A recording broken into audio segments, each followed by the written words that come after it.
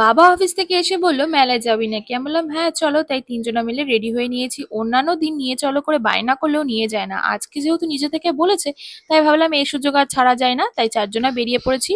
ভাইরা মেলায় গিয়ে আগেই তো মিকি মাউসে উঠে পড়েছে, ওরা মেলায় যাই মিকি মাউসে চড়ার জন্য। বাবা কিছু খেয়ে এসেছিল না বলে কিছু খেতে গিয়েছিল, আর আমি এখানে দাঁড়িয়ে দাঁড়িয়ে ওদের পাহারা দিতে ভীষণ বোর লাগলো, কিছু করার নেই, আমাকে দাঁড়িয়ে থাকতেই হবে। তারপরে বাবা এসে বললো কিছু খাবি নাকি? আমি বললাম হ্যাঁ চলো তাহলে একটু ফালুদা খাওয়া যাক, কোনোদিন যেহেতু খাইনি। তা একটা ফালুদা নিয়েছিলাম, ওর মধ্যে শিমুই, তারপরে চিয়া সিডস আর আইসক্রিম টাইসক্রিম এসব দিয়ে বানিয়েছিল।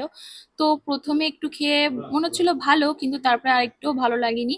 এই প্রথমবার ট্রাই করলাম, আর কোনোদিন করব না। আর ভাইরা ফালুদা খায়নি, ওরা অরুণ আইসক্রিম নিয়েছিল, তো দুজনা দুটো দুই রকম ফ্লেভারের নিয়েছিল।